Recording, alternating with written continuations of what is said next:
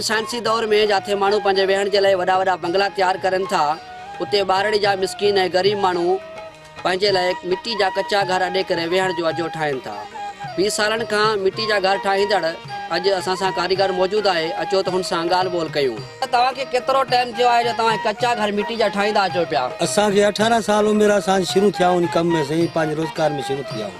जी जी। उनको बाद में हेठि मौसम असांजी अची विया त अञा पाण कमु कंदा हुआ। ग़रीबत वठी वई आहे, महांगाई ज़ोर आहे, पुॼी नथा सघूं, पोइ पंहिंजो रोज़गार करे पंहिंजो कमकार कंदा पिया आहियूं। कच्चे घर ठाहिण जो फ़ाइदो छा आहे? कच्चे घर जो फ़ाइदो इहो ई आहे, माना थधी रहंदी आहे, ऊन्हारे जो पकी जाइ गरम रहंदी आहे। पक्की जाइ हिन में कच्चे में ख़र्च जो केतिरो फ़र्क़ु आहे? ख़र्च जो साईं बसि कमरे जो ख़र्च 15-14 ईंदो आहे ख़र्चो। उन जे लाइ ख़र्चो बि थोरो आहे ऐं जॻह बि ठही वेंदी आहे, आस्थानो ठाहे वेंदो आहे, ग़रीब पंहिंजो बचड़ा विहारींदो आहे। केतिरे ॾींहंनि में कमरो तैयार थिए थो ऐं घणा माण्हू इन कमरे में तव्हां कमु कंदा आहियो तैयार करण में? असां साईं 2 ॼणा कमु करण में, इहो गर्मी हुजे त 15 ॾींहंनि में तैयार थी वेंदो आहे। जे सर्दी आहे त पोइ महीनो वठी वेंदो आहे। महीने में कमरो तैयार कयो?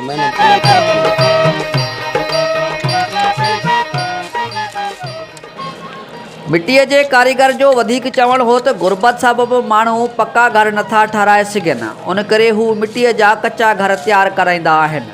मिट्टीअ जा कच्चा घर ऊन्हारे जो थधा ऐं सियारे जो गरम थींदा आहिनि ऐं असांजो गुज़र सफ़र बि मिट्टीअ जे पोरे ते आहे। वॾड़नि खां वठी मिट्टीअ जो कमु कंदा पिया अचूं। सियारो हुजे या ऊन्हारो, मिट्टीअ जो ई पोरियो करे असीं बचड़नि जो गुज़र सफ़र कंदा आहियूं। 1 महीने अंदरि हिकु कमरो तैयार करे सघूं था, जंहिंमें 2 खां 4 माण्हू असां कमु कंदा आहियूं।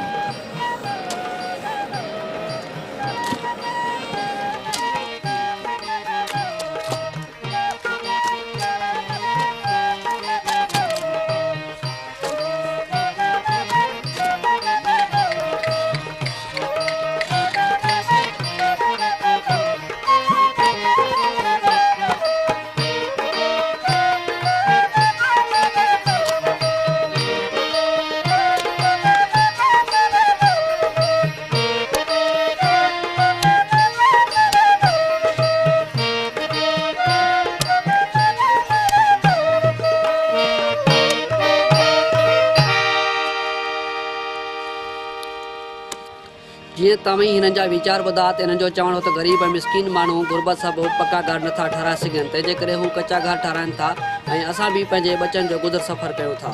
कैमरामैन राशिद मार सां गॾु ग़ुलाम मुस्तफ़ा मार, अवाम जो सहारो, मीरपुर माथेलो।